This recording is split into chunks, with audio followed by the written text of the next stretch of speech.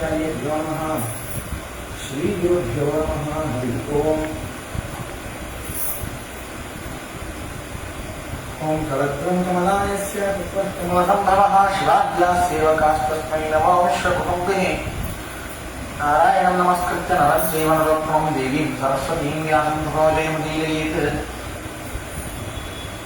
योऽन्तः प्रविश्य मम वाचं मां प्रसुप्तां सञ्जीवयति खिलशक्तिधरस्वधाम्ना। अन्यांश्च हस्तचरणश्रवणत्वगादीन् प्राणान् नमो भगवते पुरुषाय तुभ्यम्। बुद्धिर्बलं यशोधैर्यं निर्भयत्वमरोगराजाड्यं वाक्पटुत्वं च हनुमत्स्मरणात् भवेत्। येनाहमिह दुर्मार्गादुद्धृत्य विनिवेशितः सम्यक् श्रीवैष्णवे मार्गे पूर्णप्रज्ञं नमामिदम्। भवदीयदनुभावादेवमोकोऽपि वाग्मी जडपतिरपजन्तर्जायते प्राज्ञमोदिः कृतवचनचेतो देवता भारती सा मम वचसि निधत्तां सन्निधिं मानसे च। श्रुतिक्षुजाभ्यमामत्या धीमन्तरमहीभृता प्राप्ता न्यायसुधायेन जयीन्द्रमहं भजे। नमोऽस्तु तात्विका देवाः विष्णुभक्तिपरायणाः धर्ममार्गे प्रेरयन्तु भवन्तः सर्व एव हि। प्रणमत्कामधेनुं च भजत्वरजरूपं श्रीभावबोधकृत्पादचिन्तामणिमुपास्महे।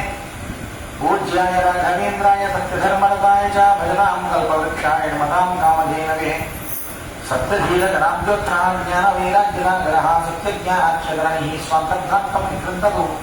सत्याभिज्ञकराब्जोत्थान् पञ्चाशद्वर्षपूजकान् सत्यप्रमोदतीर्थान् नौमिन्यायसुधारतान्। आपादमौलिपर्यन्तं गुरूणामाश्रितं स्मरेत् तेन विघ्नाः प्रणश्यन्ति सिद्धन्ति च मनोरथाः।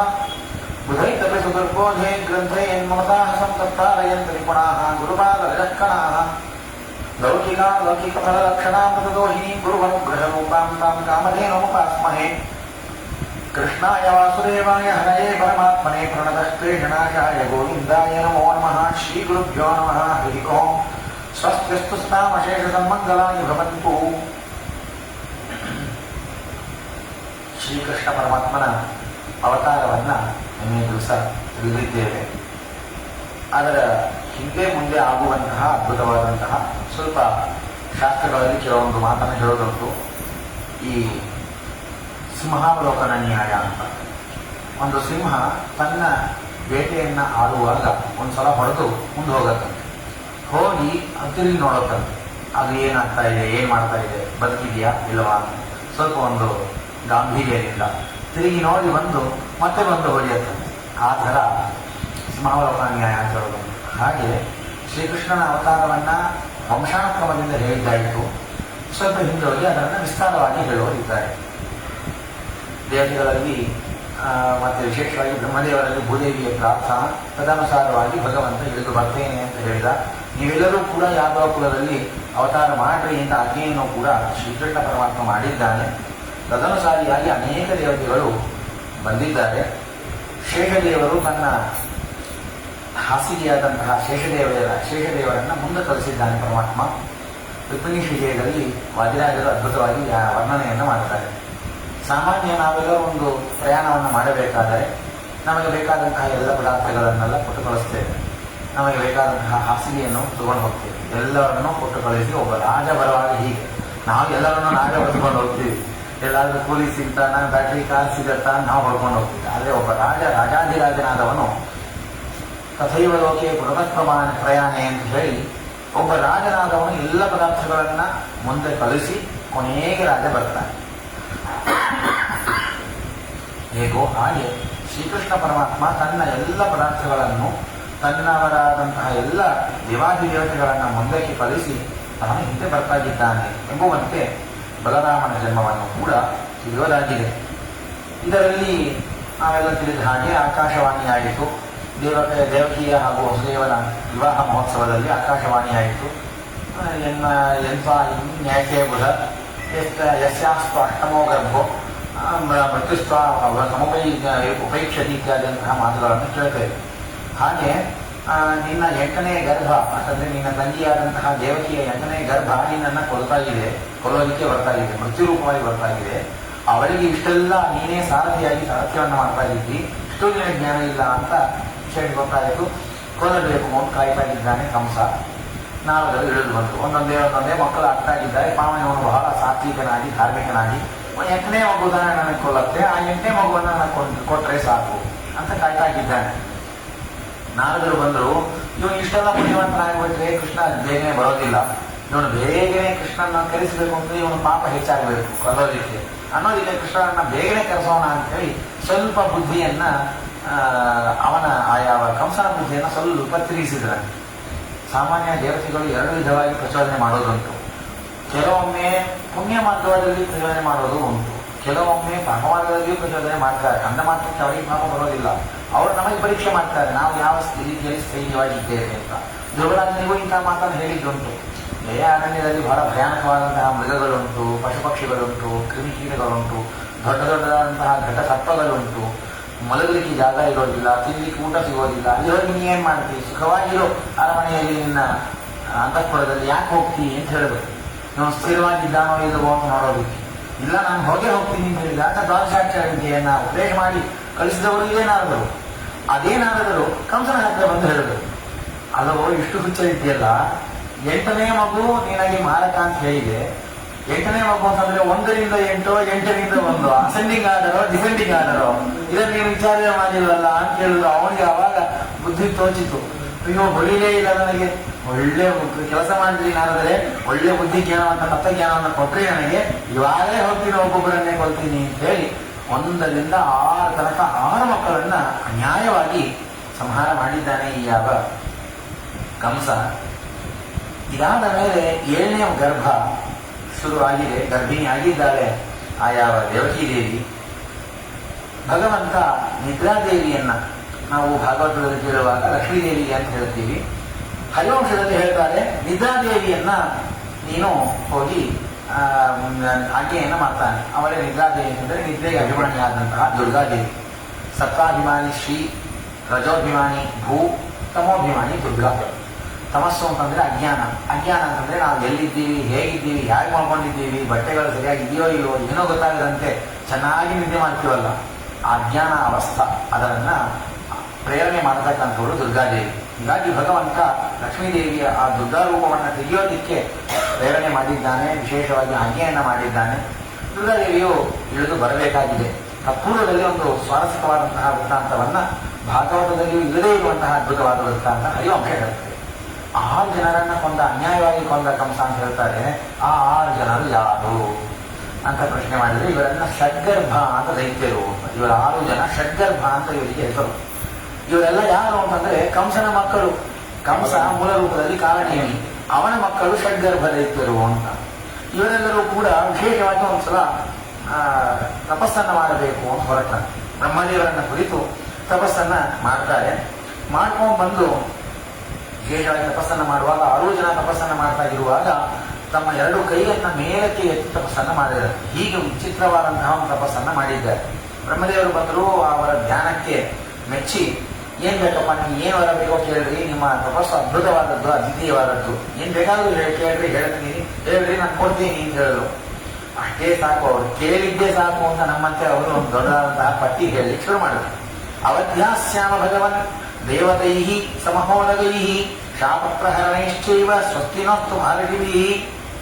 ನಮಗೆ ಯಾರೂ ಕೂಡ ನಮ್ಮನ್ನ ವಧನೆ ಮಾಡಬಾರದು, ನಮ್ಮನ್ನ ಯಾರೂ ವಧ ಮಾಡಬಾರದು, ಯಾವುದೇ ಇದಾದಂತಹ ಶಾಪ ನಮ್ಮನ್ನ ತಗಲಬಾರದು. ಯಕ್ಷರು, ಗಂಧರ್ವರು ಅಥವಾ ಸಿದ್ಧ ಚಾಲನರು, ಮನುಗಳು, ಇವರು ಯಾರಿದ್ದರೂ ನಮಗೆ ಮರಣ ಆಗಬಾರದು. ನೀವು ಇಂತಹ ಅದ್ಭುತವಾದಂತಹ ವರವನ್ನ ಕೊಡಬೇಕು ಅಂತ ಹೇಳಿದಾಗ ಬ್ರಹ್ಮದೇವರು ಹೇಳಿದ್ರು, ಹಾಗೇ ಆಗಲಿ, ಮಾವು ಅಂಥದ್ದೇ ಅದ್ಭುತವಾದಂತಹ ಅತ್ಯಂತ ದುರ್ಲಭವಾದಂತಹ ವರವನ್ನು ಕೇಳಿದ್ದೀರಿ, ಹಾಗೆ ಆಗಲಿ, ನಿಮಗೆ ಇಂತಹದಿಂದ ವರ ಮತ್ತೆ ಮರಣ ಎಂಬುದು ಬರೋದು ಬೇಡ, ಯಾರೂ ನಿಮ್ಮನ್ನು ಸಂಹಾರ ಮಾಡೋದಿಲ್ಲ, ನೀವು ಅವಧ್ಯರಾಜ ಆಗಿರಿ ಅಂತ ವರವನ್ನ ಕೊಟ್ಟಿದ್ದಾರೆ. ಇವರೆಲ್ಲ ಬಹಳ ಸಂತೋಷದಿಂದ ಬರ್ತಾ ಇದ್ದಾರೆ. ಈ 6 ಷಡ್ಗರ್ಭ ದೈತ್ಯರು, ನಮಗಿನ್ನ ಏನು ಸಮಸ್ಯೆ ಇಲ್ಲ, ನಾವು ಕೂಡ ದೈತ್ಯರ ಸಾಮ್ರಾಜ್ಯವನ್ನ ಸ್ಥಿರವಾಗಿ ಗೊಳಿಸಬಹುದು ಅಂತ ಬರ್ತಾ ಇರುವಾಗ ಹಿರಣ್ಯಕಶಿಪು ಎದುರಿಗೆ ಬಂದ. ಕೋಪ ಬಂತು ಅವನಿಗೆ. ಅಲ್ಲ, ಊರಲ್ಲೇ ನಾವೊಬ್ಬನೇ ಅವಧ್ಯ ಅಂತ ತಿಳ್ಕೊಂಡಿದ್ದೀನಿ, ನನಗೆ ನೀವು ಸ್ಪರ್ಧಿಷ್ಠುಗಳಾಗಿ ಬರ್ತಾಗಿರ್ತೀರಿ, ಏನಾದರೂ ಬರಬೇಕು ಅಂತಂದ್ರೆ ನೀವು ಏನ್ ಮಾಡಬೇಕಾಗಿತ್ತು, ನನ್ನನ್ನು ಕುರಿತು ತಪಸ್ಸು ಮಾಡಬೇಕಾಗಿತ್ತು. ಹಿರಣ್ಯಕಶಿಪು ಎಷ್ಟು ದಪ್ಪ ಅಂತಂದ್ರೆ, ಯಾವ ಬ್ರಹ್ಮದೇವರಿಂದ ಇವನು ವಿಶೇಷವಾದಂತಹ ಅನುಗ್ರಹವನ್ನು ಪಡೆದಿದ್ದಾನೆ, ಅದೇ ಬ್ರಹ್ಮದೇವರ ಹತ್ರ ಇವರೆಲ್ಲ ಹೋಗಿದ್ದಾರೆ. ಸಂತೋಷ ಪಡಬೇಕು ತಾನೆ, ನನ್ನನ್ನು ರಕ್ಷಣೆ ಮಾಡಿದಂತಹ ದೈವ ನಿಮ್ಮನ್ನು ರಕ್ಷಣೆ ಮಾಡಿದ್ದಾರಪ್ಪ, ಅಂತೂ ದೈತ್ಯರ ಕುಲ ಬಲಿಷ್ಠವಾಯಿತು, ಸಂತೋಷ ಪಡಬೇಕು. ಆದರೆ ಇವನೇನು ಹೇಳ್ತಾನೆ, ಜಗತ್ತಲ್ಲಿ ನಾವೊಬ್ಬನೇ ಅವಶ್ಯ, ನಿಮಗೇನಾದರೂ ಬರಬೇಕಾದರೆ ನನ್ನನ್ನು ಕುರಿತು ನೀವು ಧ್ಯಾನ ಮಾಡಬೇಕಾಗಿತ್ತು, ತಪಸ್ಸು ಮಾಡಬೇಕಾಗಿತ್ತು. ನನ್ನನ್ನು ಬಿಟ್ಟು ಬ್ರಹ್ಮದೇವರ ಹತ್ರ ಹೋದ್ರೆ ನೀವು ಬಹಳ ಅನ್ಯಾಯ ಆಯಿತು. ಮಾ ಮುತ್ಸರ್ಜವರೋ ಯಸ್ಮಾತ್ ಧೃತೋವ ಪದ್ಮಸಂಭವಾತ್ ತಸ್ಮಾತ್ ತ್ಯಾಜಿತ ಸ್ನೇಹ ಶತ್ರುಭೂತಾನ್ ತ್ಯಜಾಮ್ಯಹಂ. ನಮಗೂ ನಿಮಗೂ ಇರುವಂತಹ ಸ್ನೇಹ ಇಲ್ಲಿಗೆ ಬಿಟ್ಟು ಹೋಯಿತು. ನೀವು ಅವನನ್ನ ಅತಿಕ್ರಮ ಮಾಡಿ ನನ್ನನ್ನ ಮೀರ್ಕೊಂಡು ಹೋಗಿದ್ದೀರಿ, ಹೀಗಾಗಿ ಈ ಸ್ನೇಹವನ್ನ ಕಳ್ಕೊಂಡ್ಬಿಟ್ಟಿದ್ದೀರಿ. ನಾನು ಇವತ್ತಿನಿಂದ ನೀವೆಲ್ಲರೂ ಕೂಡ ನನಗೆ ಶತ್ರುಗಳಾಗಿದ್ದೀರಿ. ಯಾವ ಕಾರಣೀಯ ಮೇಲೆ ಅಭಿಮಾನದಿಂದ ಇಂತಹ ವರವನ್ನ ಪಡೆದಿದ್ದೀರಿ, ನಿಮ್ಮಪ್ಪ ನಿಮ್ಮನ್ನ ಕಲಿಸಿಕೊಟ್ಟಿದ್ದಾನೆ, ಅದೇ ಕಾರಣೇನಿ ನಿಮ್ಮಪ್ಪನೇ ನಿಮ್ಮನ್ನ ಸಂಹಾರ ಮಾಡಲಿ, ನಿಮ್ಮಪ್ಪನೇ ನಿಮ್ಮನ್ನ ಕೊಲ್ಲುವಂತಾಗಲಿ ಅಂತ ಹಿರಣ್ಯಕಶಿಪು ಶಾಪವನ್ನ ಕೊಟ್ಟಿದ್ದ. ಆ ಶಾಪ ಆ ಕಾರಣ ನೀವು ಕಂಸನಾಗಿ ಬಂದ. ಈ ಷಡ್ಗರ್ವ ದೈತ್ಯರೇ ಕೀರ್ತಿವಂತಂ ಪ್ರಥಮಜಂ ಅಂತ ಹೇಳಿ ಈ 6 ಜನರಾಗಿ ವಸುದೇವನ ಮಕ್ಕಳಾಗಿ ಹುಟ್ಟಿದ್ದಾರೆ. ತಂದೆಯಾದ ಕಾರಣೇನಿಯೇ ನನ್ನ ಮಕ್ಕಳನ್ನ ಸಂಹಾರ ಮಾಡಿದ್ದಾನೆ. ಇದರಲ್ಲಿ ನಾರದರ ಉಪಕಾರ ಪ್ರತಿ ಮಹಾ ಉಪಕಾರ ಇದೆ. ಆ ಹಿರಣ್ಯಕಶಿಪುವಿನ ಮಾತನ್ನ ನಡೆಸೋದಕ್ಕೆ ನಾರದರು ದೊಡ್ಡದಾದಂತಹ ಉಪಕಾರವನ್ನೇ ಮಾಡಿದ್ದಾರೆ. ಹೀಗೆ 6 ಜನರು ಸಂಹೃತರಾಗಿದ್ದಾರೆ. ದೇವಕಿಯಲ್ಲಿ 7ನೇ ಗರ್ಭವನ್ನ ಧಾರಣೆ ಮಾಡಿದ್ದಾರೆ.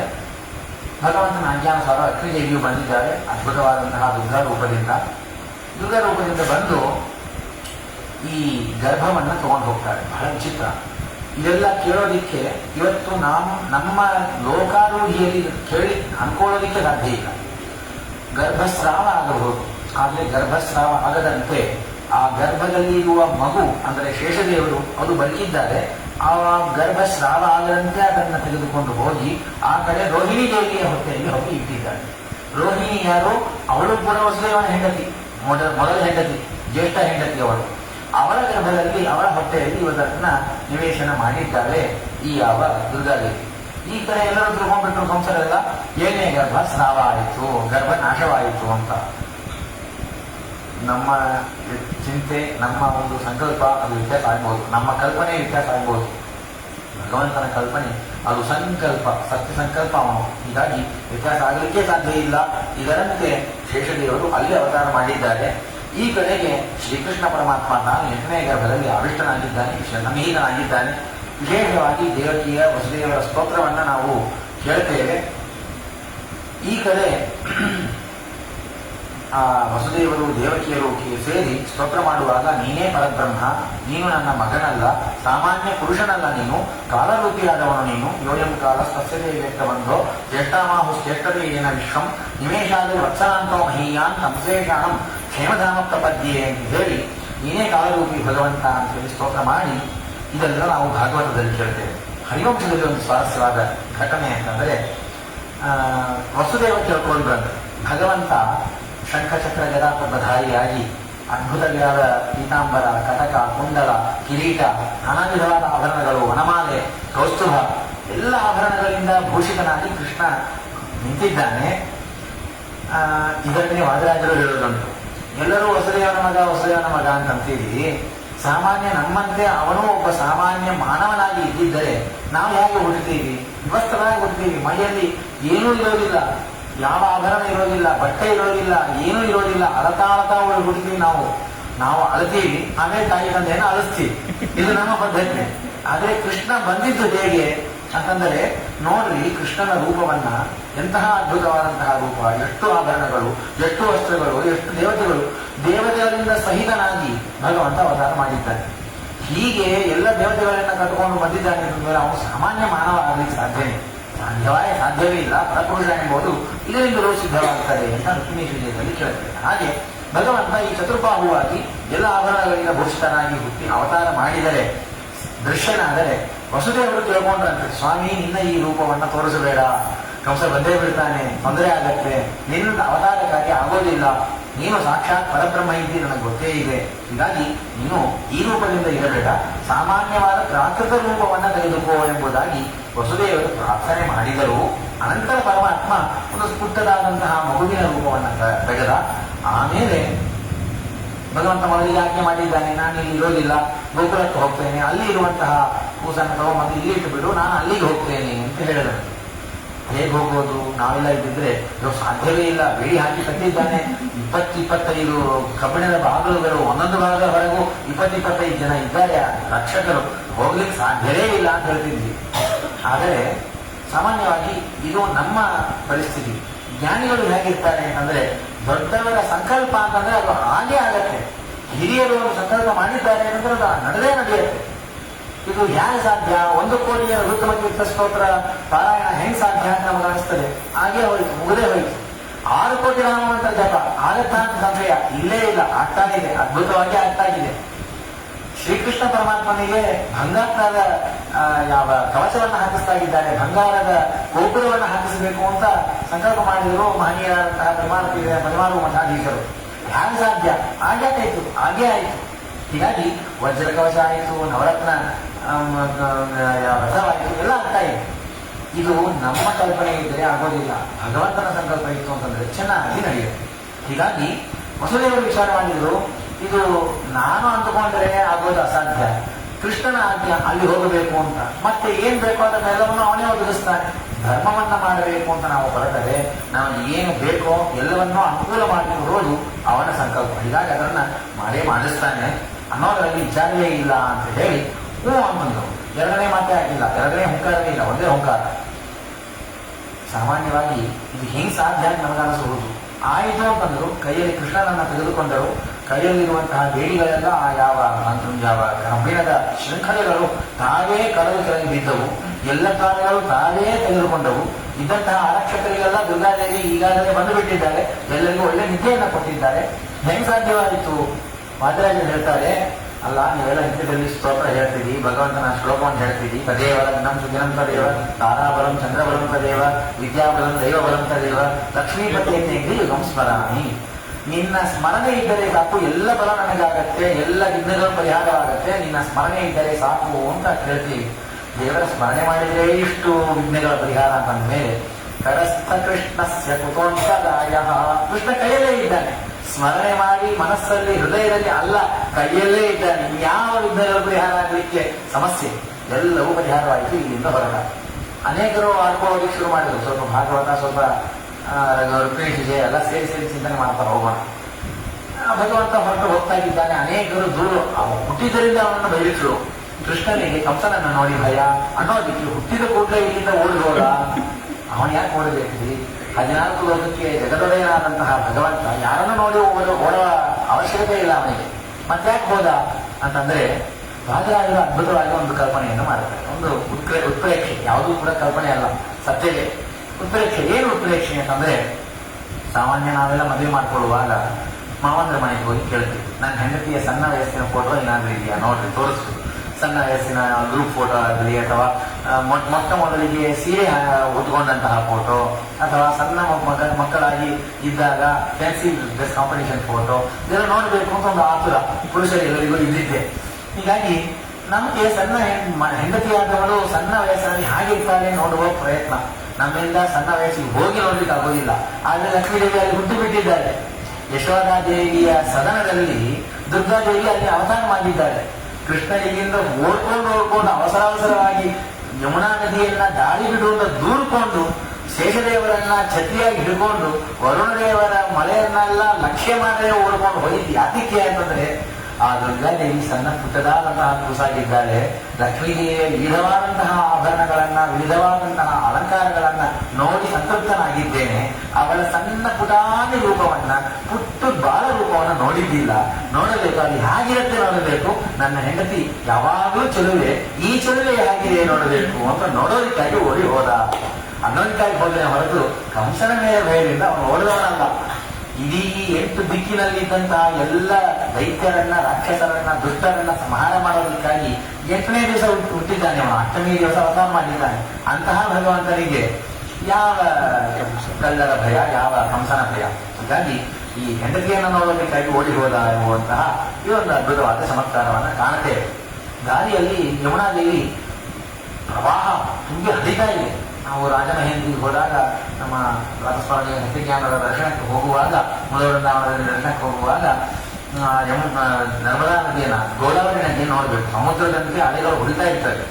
ಹಾಗೆ ಯಮುನಾ ನದಿ ಅಲೆ ಹೊಡಿತಾ ಇದೆ. ಹೇಗೆ ಹೋಗೋದು ಅಂತ ವಿಚಾರ ಮಾಡಿದ್ರು, ಹೊರಟೇ ಬಿಟ್ರು. ಎಲ್ಲಿಯೂ ನಿಂತೇ ಇಲ್ಲ ವಸುದೇವರು.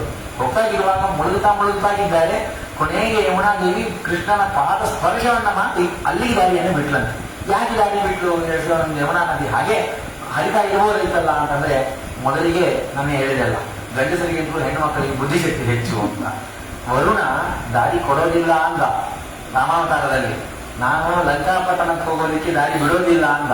ಅನ್ನೋದಕ್ಕೆ ರಾಮಚಂದ್ರ ಸೇತು ಬಂಧನವನ್ನ ಮಾಡಿದ. ಬಂಧನ ಅಂತಂದ್ರೆ ಕಟ್ಟೋದು ಅಂತ ಅರ್ಥ. ಬಂಧನ ಅಂತಂದ್ರೆ ಯಾವ ಸೇತುವೆಯನ್ನ ಕಟ್ಟಿದ. ವರುಣ ದಾರಿ ಕೊಟ್ಟಿಲ್ಲ, ಸಮುದ್ರ ರಾಜ ಅನ್ನೋದಕ್ಕೆ ಸೇತು ಬಂಧನ ಮಾಡಿದ ರಾಮಚಂದ್ರ. ಇವಾಗ ಅದೇ ರಾಮಚಂದ್ರನೇ ಶ್ರೀಕೃಷ್ಣನಾಗಿ ಬಂದಿದ್ದಾನೆ. ನಾನೇನಾದ್ರೂ ದಾರಿ ಬಿಡದೇ ಇದ್ರೆ ನನ್ನ ಗಂಡನನ್ನ ಕಟ್ಟಿ ಹಾಕಿದಂತೆ, ಸೇತು ಬಂಧನ ಮಾಡಿದಂತೆ ನನ್ನನ್ನು ಬಂಧನ ಮಾಡಿಬಿಡ್ತಾನೆ ಅನ್ನೋದಕ್ಕಾಗಿ ನಾನು ದಾರಿಯನ್ನು ಬಿಡ್ತೇನೆ ಅಂತ ಬಿಟ್ಟು ಹೋಗಿದ್ದಾರೆ. ಮತ್ತೆ ಬಲರಾಮರು ಅವತಾರ ಮಾಡಿದ್ದಾರೆ. ಶೇಷದೇವರು ವಿಚಾರ ಮಾಡಿದರು, ನಾ ಅಣ್ಣನಾಗಿ ಬಿಟ್ಟಿದ್ದೀನಿ, ಹಿಂದಿನ ಕಲ್ಪದಲ್ಲಿ ನಾನು ಹಿಂದಿನ ಅವತಾರದಲ್ಲಿ ತಮ್ಮನಾಗಿದ್ದೆ, ನಮಸ್ಕಾರ ಮಾಡ್ತಾ ಇದ್ದೆ.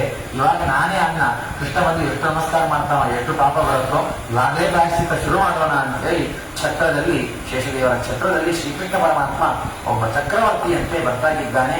ಈ ಕಡೆ ಯಶೋಧೆಗೆ ಮದುವೆಯ ಮಗು ಆಗಿದೆ. ಅದು ಹೆಣ್ಣು ಮಗುನೋ ಗಂಡು ಮಗುನೋ ಗೊತ್ತಿಲ್ಲ, ಲಿಂಗ ಜ್ಞಾನ ಆಗಲಿಲ್ಲ. ವಸುದೇವರು ಸರಿಯಾಗಿ ಬಂದರು, ಕೃಷ್ಣನನ್ನ ಇಲ್ಲಿ ಮಲಗಿಸಿದ್ರು. ಅಲ್ಲಿಂದ ದುರ್ಗಾದೇವಿಯನ್ನು ಕರೆದುಕೊಂಡು ಬಂದಿದ್ದಾರೆ. ಅದೇ ದಾರಿಯಲ್ಲಿ ಬಂದು ದೇವಕಿ ಹತ್ರ ಬಂದು ಮಲಗಿಸಿ ಕೂತರು. ಮತ್ತೆ ಎಲ್ಲ ಬೇಡಿಗಳು ಬಂದು ಕಟ್ಟುಕೊಂಡಿದೆ. ದಾರಿಯಲ್ಲಿ ಬಾಗಲೆಲ್ಲ ಮುಚ್ಚಿಕೊಂಡಿವೆ. ಎಲ್ಲವೂ ಕೂಡ ಬದ್ಧರಾಗಿದೆ. ಇದರಲ್ಲಿ ಒಂದು ಶಾಸ್ತ್ರೀಯ ಪ್ರಮೇಯ ಉಂಟು ಅಂತಾರೆ. ಏನದು ಅಂತಂದರೆ, ನಾವು ದೇವರ ಹತ್ರ ಹೋದರೆ ನಮ್ಮ ಬಂಧನ ಎಲ್ಲ ಪರಿಹಾರ. ಲಕ್ಷ್ಮೀ ಬೇಕು ಅಂತ ಲಕ್ಷ್ಮೀದೇವಿ ಹತ್ರ ಹೋದರೆ ಇನ್ನಿಷ್ಟು ಬಂಧನಕ್ಕೆ ನಾವು ಸಿಲುಕಾಗ್ತೇವೆ, ಬದ್ಧರಾಗ್ತೇವೆ ಅನ್ನೋದಕ್ಕಾಗಿ ಲಕ್ಷ್ಮಿಯನ್ನ ಕರ್ಕೊಂಡು ಬಂದ್ರಲ್ಲ ಬದ್ಧರಾದರು, ಕೃಷ್ಣನನ್ನ ಕೈ ಹಿಡ್ಕೊಂಡ್ರು ಮುಗ್ಧರಾದರು. ಅದರಿಂದ ನಾವೆಲ್ಲರೂ ಬರೀ ಲಕ್ಷ್ಮಿಯನ್ನ ಮಾತ್ರ ಕರೆಯೋದಲ್ಲ, ಲಕ್ಷ್ಮೀ ನಾರಾಯಣರನ್ನ ಕರೆಯಬೇಕು. ನಾರಾಯಣನಲ್ಲಿ ಭಕ್ತಿಯನ್ನ ಮಾಡಿದಾಗ ಇಹಲೋಕದಲ್ಲಿಯೂ ಸಂಪತ್ತು ಸಿಗತ್ತೆ, ಪರಲೋಕದ ಸಂಪತ್ತು ಕೂಡ ಸಿಗ್ತದೆ ಇತ್ಯಾದಿಯಾದಂತಹ ವೃತ್ತಾಂತವನ್ನು ಹೇಳ್ತಾಗಿ ಈ ಕಡೆ ದುರ್ಗಾದೇವಿ ಹುಟ್ಟಿದ್ದಾರೆ. ಶುರುವಾಯಿತು ಮಗು ಅವಳಿಗೆ ಶುರು ಮಾಡಿದ್ರು. ಏನು ಬಾಯಿ ಅದು ಅನ್ನೋದಕ್ಕೆ ಅವಳಿಗೆ ದುರ್ಗಾ ಬಾಯಿ ಅಂತ ಹೆಸರಿಟ್ಟರೆ ನಾವು. ಹೀಗಾಗಿ ಆಗ್ತಾ ಇದ್ದಾರೆ ದುರ್ಗಾದೇವಿ. ಅದು ಎಲ್ಲಿ ತನಕ ಕೇಳಿಸ್ತು ಅಂತಂದ್ರೆ, ಕಂಸನ ಅರಮನೆಯ ಯಾವ ಅಂತಃಪುರದ ತನಕ ಕೇಳಿಸ್ತಾ ಇದೆ. ಎಲ್ಲರಿಗೂ ಎಚ್ಚರ, ಮಗು ಹುಟ್ಟಿದ್ರು, ಮಗು ಹುಟ್ಟು ಬಿಡ್ತು, 8ನೇ ಮಗು ಹುಟ್ಟು ಬಿಡ್ತು ಅಂತ ಎಲ್ಲ ಓಡಿ ಬಂದ ಕಂಸ. ಬಂದು ನೋಡಿದ್ರೆ ಹೆಣ್ಣು ಮಗು. ಕಂಸ ಹೇಳಿದರಂತೆ, ನಾವೇ ಸುಳ್ಳು ಹೇಳ್ತೀವಿ, ಮನುಷ್ಯರೇ ಸುಳ್ಳು ಹೇಳ್ತೀವಿ ಅಂತ ಅಂದ್ಕೊಂಡಿವಿ, ದೇವತೆಗಳು ಸುಳ್ಳು ಹೇಳ್ತಾರೆ. ನಿನಗೆ 8ನೇ ಮಗ ಹುಟ್ಟಾನೆ, ನಿನ್ನ 8ನೇ ಅಳಯ ಸೋದರಲಯ ಅವನು ಬಂದು ನಿನ್ನನ್ನು ಕೊಡ್ತಾನೆ ಅಂತ ಹೇಳಿದ್ರು. ಅಳಯ ಹುಟ್ಟಿಲ್ಲ, ಸೊಸೆ ಬಿಟ್ಟಿದ್ದಾರೆ, ದೇವತೆಗಳೆಲ್ಲ ಸುಳ್ಳು ಹೇಳ್ಬಿಟ್ರು ಅಂತಂದ್ರು. ಅಂತೂ ಆ ಯಾವ ದುರ್ಗಾದೇವಿಯನ್ನು ಸಂಹಾರ ಮಾಡಲಿಕ್ಕೆ ಶುರು ಮಾಡಿದ. ಇಡೀ ಒಂದೇ ಏಟಿಲ್ಲ ಅವನು ಸಂಹಾರ ಮಾಡಬೇಕು ಅಂತ ಹೇಳಿದ. ಎಲ್ಲಿದ್ದಾರೆ ದುರ್ಗಾದೇವಿ? ಕೈಯಲ್ಲಿ ಇಲ್ಲೇ ಇಲ್ಲ, ಆಕಾಶಕ್ಕೆ ಹಾರಿ ಹೋಗಿದ್ದಾರೆ. ಅದ್ಭುತವಾದಂತಹ ದುರ್ಗಾರೂಪ, ಷೋಡಶ ಬಾಹುಗಳಿಂದ ಷೋಡಶ ವಿಧವಾದಂತಹ ಆಯುಧಗಳನ್ನು ಧಾರಣೆ ಮಾಡಿದಂತಹ ದುರ್ಗಾದೇವಿ ಅತ್ಯದ್ಭುತವಾಗಿ ಅಲ್ಲಿ ಕಾಣಿಸ್ತಾಗಿದ್ದಾರೆ. ಎಲ್ಲ ದೇವತೆಗಳಿಗೆ ವಿಶೇಷವಾದಂತಹ ಶರಣಾಗತಿಯನ್ನು ಕೊಡ್ತಕ್ಕಂಥವರಾಗಿ, ಎಲ್ಲ ರಾತ್ರಿಚರರಿಗೂ ಕೂಡ ವಿಶೇಷವಾದಂತಹ ಆ ಯಾವ ರಕ್ಷಣೆ ಮಾಡುವಂತಹ ಕಾಲ ರೂಪದಲ್ಲಿ ದುರ್ಗಾದೇವಿ ಇದ್ದಾಳೆ. ಅವಳನ್ನ ಸ್ತೋತ್ರ ಮಾಡುವುದುಂಟು ಇಲ್ಲಿ ವಿಷ್ಣು ಪರ್ವದಲ್ಲಿ. ನಾವು ಸ್ವಾರಸ್ಯ ಅಂತಂದ್ರೆ, ಮಹಾಭಾರತದ ವನಪರ್ವದಲ್ಲಿ ಧರ್ಮರಾಜರು ಯಾವ ದುರ್ಗಾ ಸ್ತೋತ್ರವನ್ನ ಮಾಡಿದ್ದಾರೆ, ವಿರಾಟ ನಗರಂ ರಮ್ಯಂ ಗಚ್ಚಮಾನೋ ಯುಧಿಷ್ಠಿರ ಅಂತ, ಅಲ್ಲಿ ಆ ಸ್ತೋತ್ರದಲ್ಲಿ ಬರುವಂತಹ ಬಹುಭಾಗ ನಾವು ಇಲ್ಲಿ ಈ ಯಾವ ಆರ್ಯಾಸ್ತುತಿ ಎಂಬುದರಲ್ಲಿ ಕಾಣಬಹುದು. ಧೃತ ಕೀರ್ತಿ ಶ್ರೀವಿದ್ಯಾ ಸನ್ನತಿರ್ಮತಿ ಸಂಧ್ಯಾರಾತ್ರಿ ಪ್ರಭಾ ನಿದ್ರಾ ಕಾಲರಾತ್ರಿ ತಥೈವ ಚ ಇತ್ಯಾದಿಯಾಗಿ ಆ ದುರ್ಗಾದೇವಿಯನ್ನ ಸ್ತೋತ್ರ ಮಾಡುವುದುಂಟು. ಈ ಕಲಿಯುಗದಲ್ಲಿ ದುರ್ಗಾದೇವಿಯ ಪೂಜೆ, ಆ ದುರ್ಗೆಯ ಉಪಾಸನೆ ಬಹಳ ವಿಶೇಷವಾದದ್ದು, ಮಹತ್ವಪೂರ್ಣವಾದದ್ದು. ಗಣಪತಿ ದುರ್ಗಾ ಬಹಳ ವಿಶೇಷವಾಗಿ ತ್ವರಿತವಾಗಿ ನಮಗೆ ಫಲವನ್ನು ಕೊಡತಕ್ಕಂಥವರು ಅನ್ನೋದಕ್ಕೆ ಕಲಿಯುಗದಲ್ಲಿ ದುರ್ಗಾ ಉಪಾಸನೆ ಮತ್ತೆ ಯಾವ ಗಣಪತಿಯ ಉಪಾಸನೆ ಹೆಚ್ಚು. ಹೀಗಾಗಿ ಆ ದುರ್ಗಾದೇವಿ ವಿಶೇಷವಾಗಿ ನಮ್ಮ ಎಲ್ಲರ ಅಜ್ಞಾನವನ್ನ, ವಿಶಿಷ್ಟವಾದಂತಹ ವಿಪರೀತ ಜ್ಞಾನವನ್ನ ಕಲಿಯಲಿ ಎಂಬುದಾಗಿ ಆ ದುರ್ಗಾದೇವಿಯಲ್ಲಿ ಸ್ತೋತ್ರವನ್ನ ಪ್ರಾರ್ಥನೆಯನ್ನ ಮಾಡಿದಾಗಿ ಈ ಕಡೆ ಭಗವಂತ ಅವತಾರವನ್ನು ಮಾಡಿದ್ದಾನೆ, ಗೋಕುಲಕ್ಕೆ ಹೋಗಿದ್ದಾನೆ. ನಂದನ ಕಡೆಗೆ ನಂದಗೋಪನ ಮನೆಯಲ್ಲಿ ಬಹಳ ದೊಡ್ಡದಾದಂತಹ ಉತ್ಸವ. ವಿಶೇಷವಾಗಿ ಒಬ್ಬರಿಗೊಬ್ಬರು ಹಾಲು ಮೊಸರು ಬೆಣ್ಣೆನೆಲ್ಲ ಚೆಲ್ಕೊಂಡು ಕೃಷ್ಣನ ಆವಿರ್ಭಾವವನ್ನ, ಅವನ ಅವತಾರವನ್ನ ಎಲ್ಲರೂ ಕೂಡ ಅದ್ಭುತವಾಗಿ ವೈಭವದಿಂದ ಆ ಸಂಭ್ರಮವನ್ನ ಆಚರಣೆ ಮಾಡ್ತಾ ಇದ್ದಾರೆ. ಇದರೊಟ್ಟಿಗೆ ನಾವು ಕೂಡ ಸಂಭ್ರಮವನ್ನ ಆಚರಣೆ ಮಾಡ್ತಾ ನಾಳೆಯ ದಿವಸ ಈ ಕೃಷ್ಣಾವತಾರದ ಇನ್ನು ಮುಂದಿನ ಭಾಗಗಳನ್ನು ಚಿಂತನೆಯನ್ನು ಮಾಡೋಣ ಅಂತ ಹೇಳ್ತಾಗಿ ಯಥಾಮತಿ ಗ್ರಂಥಾಭಿಪ್ರಾಯ ಶ್ರೀಕೃಷ್ಣಾರ್ಪಣಮಸ್ತು.